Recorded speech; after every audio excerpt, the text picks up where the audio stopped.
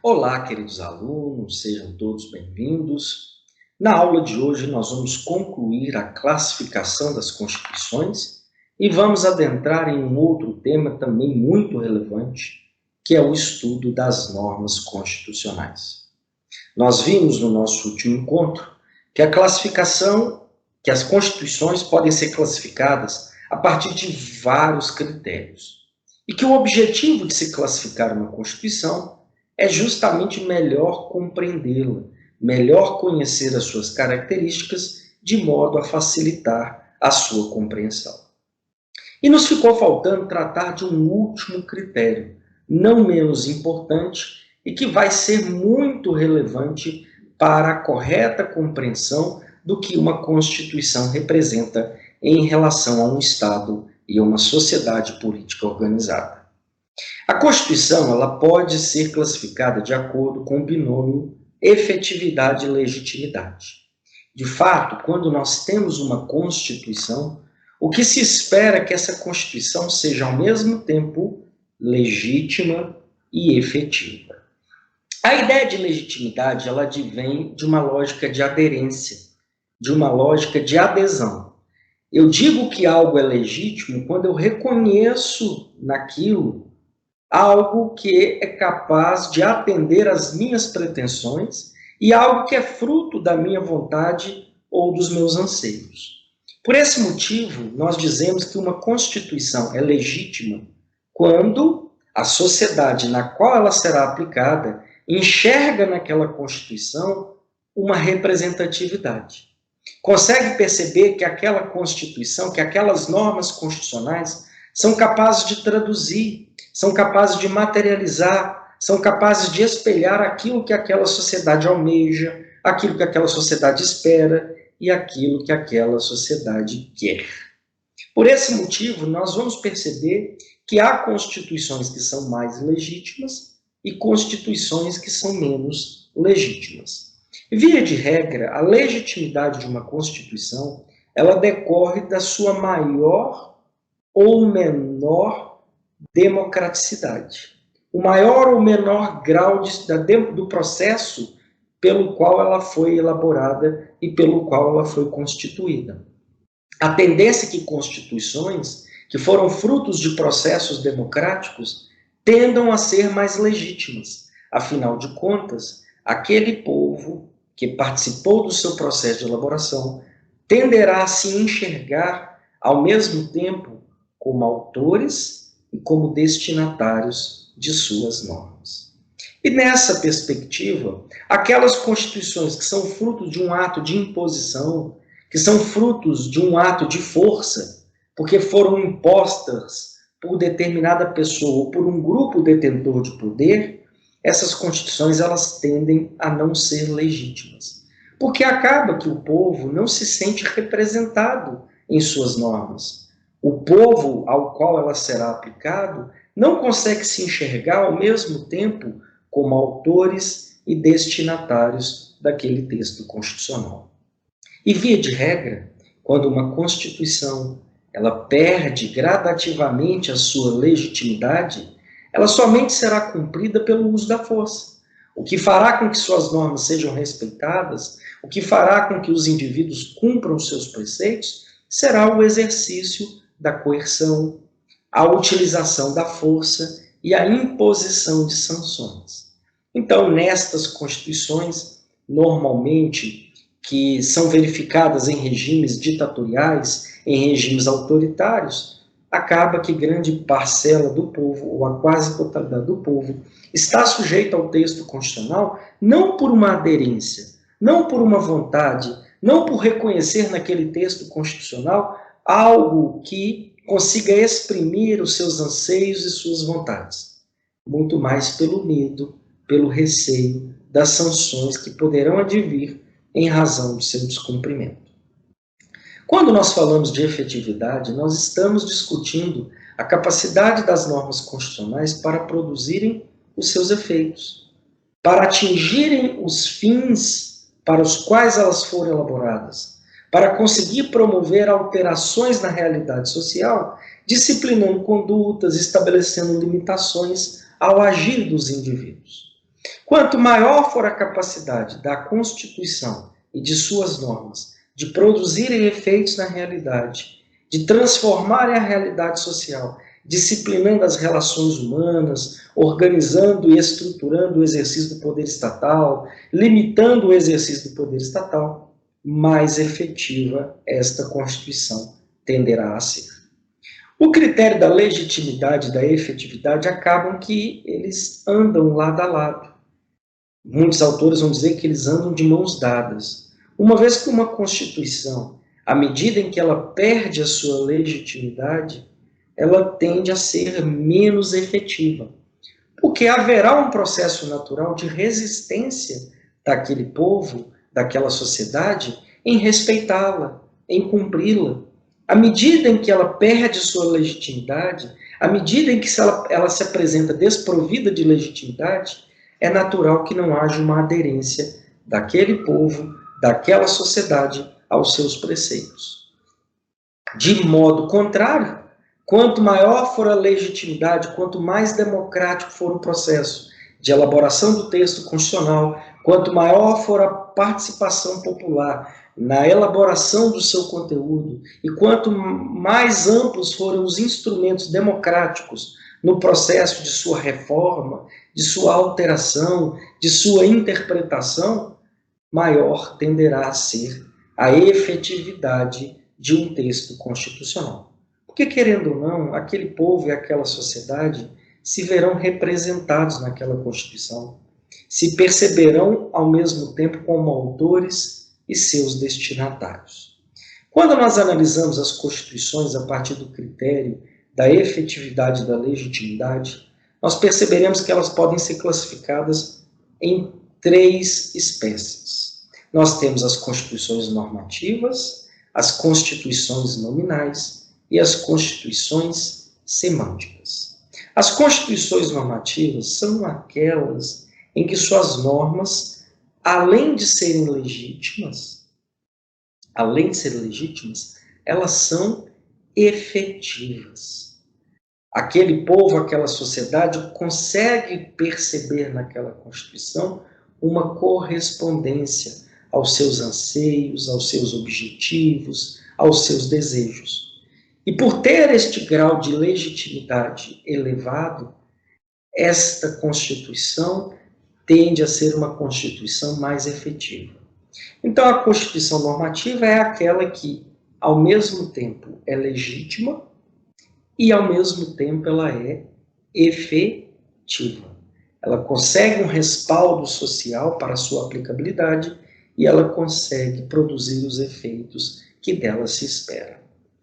Já a Constituição nominal é aquela que, a despeito de ser uma Constituição legítima, uma vez que fruto de processos democráticos, uma vez que goza de um reconhecimento daquele povo ao qual ela será aplicada, ela é destituída de efetividade, uma vez que as suas normas não têm aptidão para produzirem todos os efeitos que dela se espera.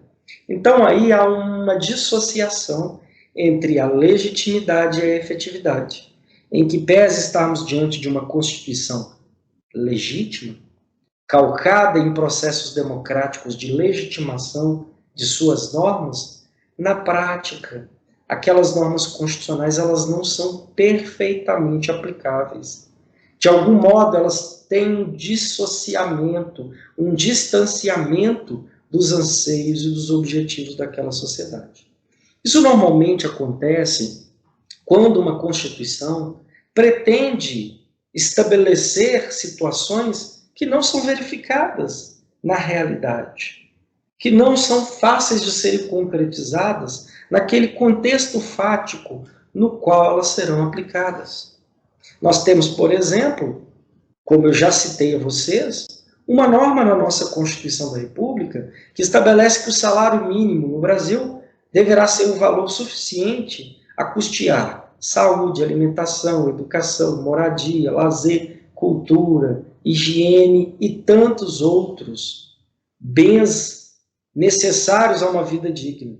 Só que nós sabemos que, na realidade, essa norma é meramente figurativa, porque o salário mínimo no Brasil não é capaz de promover aquilo que a Constituição exige dele.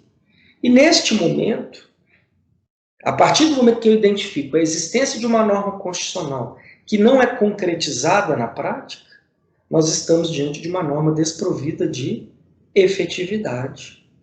E isso é muito perigoso.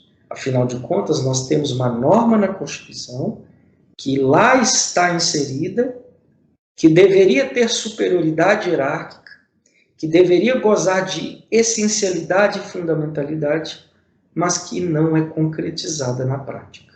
Quando isso acontece, nós começamos a questionar a própria efetividade da Constituição.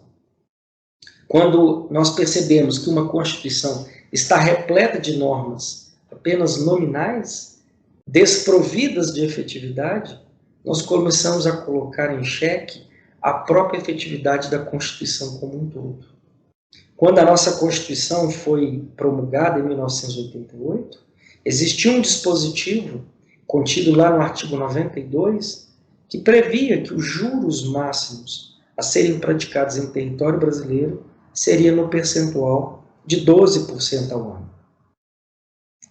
E veja, quando nós olhamos para o mercado, para as instituições financeiras, essas instituições elas não cobram apenas 12% ao ano de juros, seja no cheque especial, seja no cartão de crédito, seja na concessão de crédito à pessoa.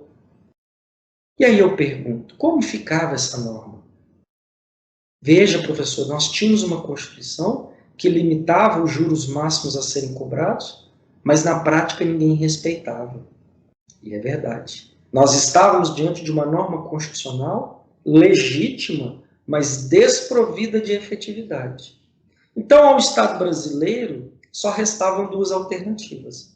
Ou ele exigia o cumprimento do artigo 92 e obrigava as instituições financeiras a limitarem a sua taxa de juros a 12% ao ano, o que é completamente irreal diante das condições e características do mercado financeiro, ou revogo ou suprimo aquela norma do texto constitucional para não colocar em xeque a própria efetividade da Constituição como um todo. E o que foi feito?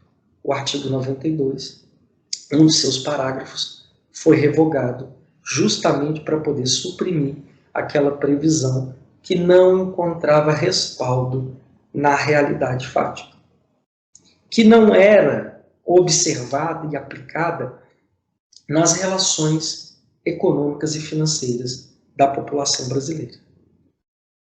Veja, nós devemos lembrar, pessoal, que uma Constituição ela não tem o condão de, por si só, promover alterações na realidade social. É necessário que eu tenha mudanças de conduta, mudanças de comportamento. Não basta que eu escreva na Constituição que todos nós seremos ricos e felizes, que uma Constituição não tem a capacidade de, como um toque do rei Midas, transformar tudo em ouro, transformar tudo em bonança. Então não adianta o constituinte, ao elaborar uma Constituição, inserir em seu texto normas completamente dissociadas da realidade, normas que não conseguirão ser implementadas na realidade social. É necessário que o constituinte tenha um senso crítico, um senso de realidade, para entender que uma Constituição ela pode estabelecer normas programáticas, normas que vão estabelecer objetivos para o futuro, normas que vão estabelecer metas, mas sempre dentro de uma realidade. Sob pena de eu criar uma Constituição do País das Maravilhas que não é concretizada na prática. Uma Constituição que é linda no papel, que traz palavras e textos maravilhosos, mas que é desprovida de efetividade, porque suas normas não são capazes de produzir os efeitos que dela se espera. Então, é importante que nós evitemos esta situação, a situação de termos uma Constituição que, em que pese ser muito bela, muito bem redigida, ela não é capaz de promover alterações na sociedade. Ela não é capaz de espelhar os anseios e desejos daquela população. Além da Constituição nominal, nós temos a Constituição semântica. E o que é a Constituição semântica? É o pior dos modelos. Na Constituição semântica, observem, elas são desprovidas tanto de legitimidade quanto de efetividade. Via de regra, são constituições que são impostas, são constituições que são estabelecidas, normalmente em estados autoritários, em que um grupo de pessoas ou uma determinada pessoa é detentora do poder. E, portanto, como essa Constituição ela é imposta de cima para baixo, como essa Constituição ela não é fruto de um processo democrático, não é fruto de uma construção participada e democrática, com a participação daqueles que serão afetados por ela, aos quais ela será aplicada, essa Constituição ela tende a ser, ao mesmo tempo, desprovida de legitimidade, porque ela não vai encontrar um respaldo, aquela sociedade, aquele povo não vai enxergar naquela Constituição como sendo algo fruto da sua vontade, como sendo uma Constituição capaz de representar os interesses e os anseios daquele povo, e normalmente será uma Constituição desprovida de efetividade, porque ela tenderá a concretizar, materializar, a prever, muitas vezes, preceitos distantes da realidade social, que não correspondam àquilo que a sociedade deseja, aquilo que a sociedade almeja. Mas, professor, como que uma Constituição desprovida de legitimidade ela é aplicável? Como ela é assegurada, como ela é garantida? Como eu bem disse a vocês, via de regra, essas constituições elas são asseguradas, o seu cumprimento é garantido pelo uso da força, pela coerção, pela imposição de sanções. E a tendência natural é que ao longo do tempo, a manutenção desses regimes totalitários ou ditatoriais, eles promovam uma corrosão na coesão social e promovam uma corrosão nesta relação entre o Estado e os cidadãos e o povo que o compõe, dando terreno fértil para que surjam movimentos sociais que busquem a ruptura, que busquem a promover um rompimento com aquela forma de organização estatal. Nesta década passada, por volta de 2012, 2013, 2014, nós tivemos vários movimentos no Oriente Médio, no norte da África, em que a população foi à rua exigir a saída de déspotas, de ditadores, de autocratas, para o estabelecimento de estados democráticos, em que a população fosse ouvida, em que a população pudesse fazer parte dos processos de tomada de decisão, se visse presente nos processos decisórios, pudesse escolher seus representantes, pudesse escolher os seus governos. É totalmente indesejável a existência de uma Constituição que não corresponda aos anseios e aos interesses de uma sociedade. Uma Constituição ela tem que ser capaz de captar e capilarizar todos os anseios, todos os desejos, todos os objetivos, todas as características de uma sociedade na qual ela será aplicada. Sociedades mais conservadoras terão constituições mais conservadoras. Sociedades mais liberais terão constituições mais liberais. Sociedades que estão assentadas com base em religiões oficiais, como no caso nas sociedades islâmicas, a tendência é que a Constituição espelhe, traduza em seu conteúdo preceitos de ordem ou de natureza religiosa. O que não pode haver é uma Constituição completamente dissociada da realidade, porque ela naturalmente caminhará para o descrédito. Ela tenderá a se tornar ilegítima e, consequentemente, inefetiva, a partir do momento que a sociedade na qual ela será aplicada não enxerga nela aquilo que ela almeja, aquilo que ela deseja. A partir, então, pessoal, dos critérios que nós podemos estudar, nós vamos perceber que a Constituição brasileira ela vai ser classificada de acordo com estes critérios em uma Constituição material, uma vez que predominam as normas materialmente constitucionais, né? Quase todas as normas da nossa Constituição, elas dizem respeito ou à organização do poder estatal ou à sua limitação mediante a garantia de direitos fundamentais. A nossa Constituição será caracterizada por ser uma Constituição promulgada, fruto de um processo democrático, de uma Assembleia Nacional Constituinte, ocorrida em 1988. Por mais que nós não tenhamos participado diretamente dos processos de tomada de decisão, aqueles que participaram da Assembleia Nacional Constituinte eram representantes eleitos pelo povo brasileiro. E, além disso, houve a possibilidade que nós, o povo brasileiro, apresentássemos propostas, apresentássemos redações a serem levadas a efetivo no texto constitucional. Por esse motivo, a nossa Constituição é considerada uma Constituição promulgada. A nossa Constituição é uma Constituição plural, aberta à diversidade, aberta à diferença. Ela não encampa uma única ideologia. As suas normas não são estruturadas a partir de uma ideologia dominante. A nossa Constituição, portanto, é uma Constituição heterodoxa, aberta à diversidade, à possibilidade da manifestação das mais diversas ideologias, seja de ordem econômica, seja de ordem social, seja de ordem política, seja de ordem religiosa. A nossa Constituição é uma Constituição prolixa, com seus mais de 240 artigos. A nossa Constituição, ela minudencia, ela pormenoriza, ela detalha os seus temas, os seus assuntos.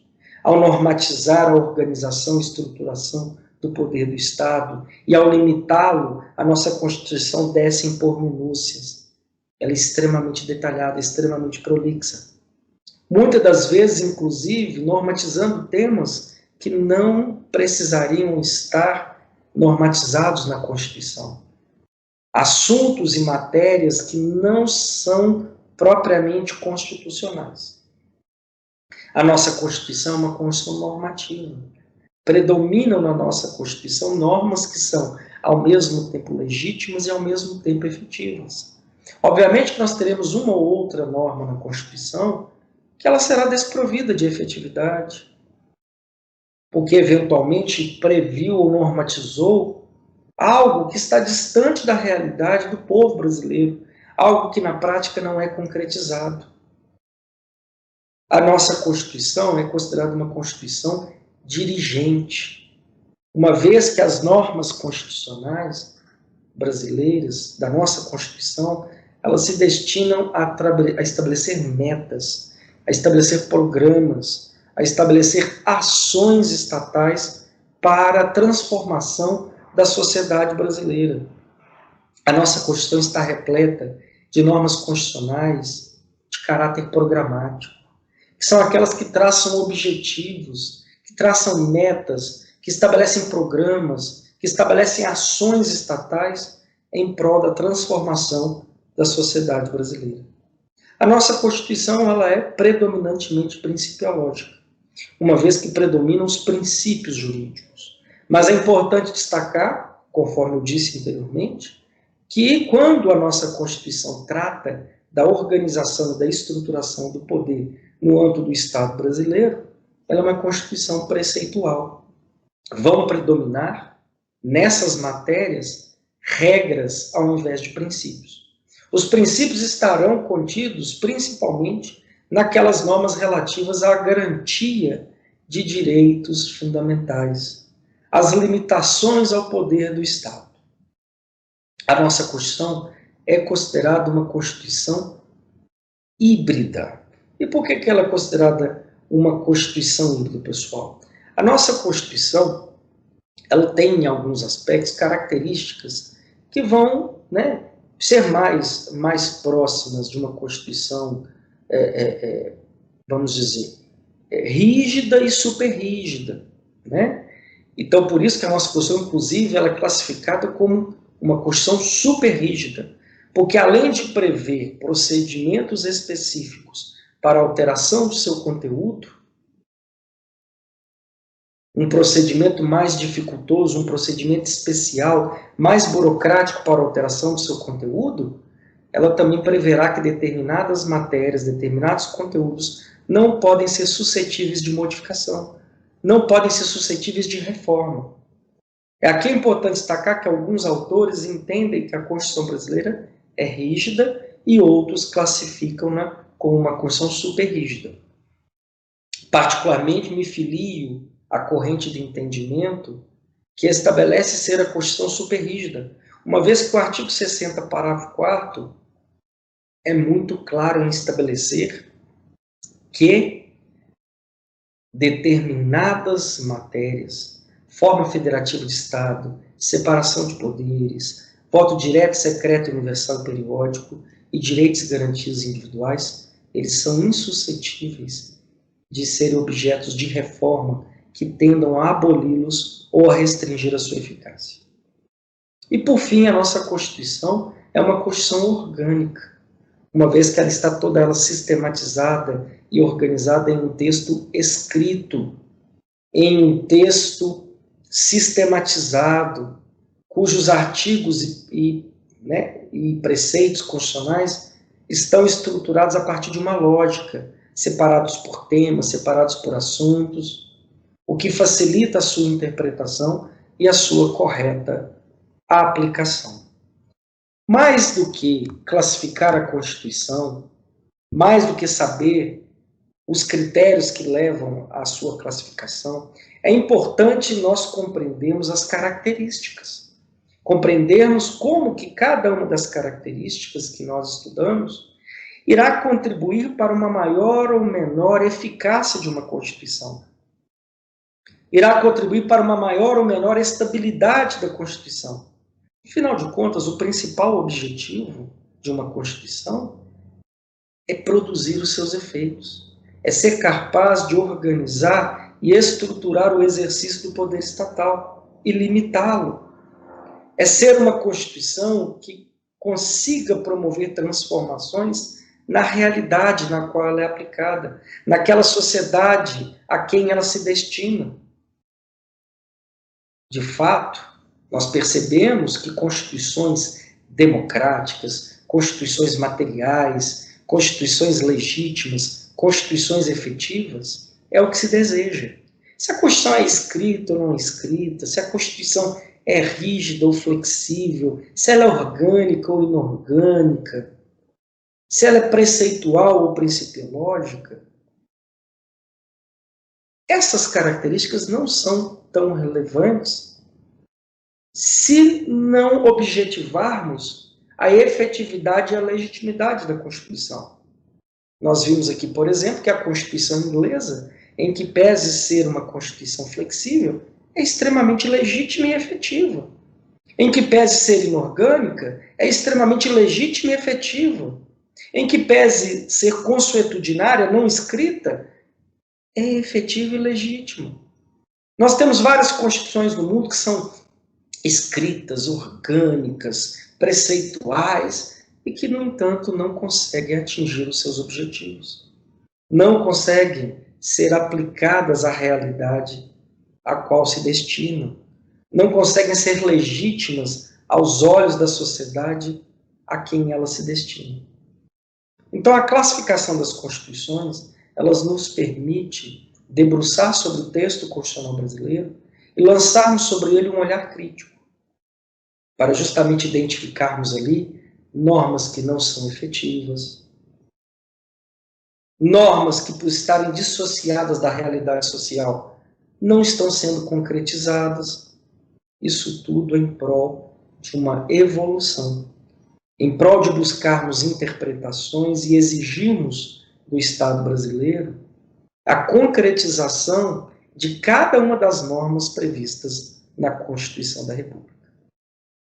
Desejo a todos excelentes estudos e ótimas reflexões. Um grande abraço e até mais, pessoal. Tchau, tchau.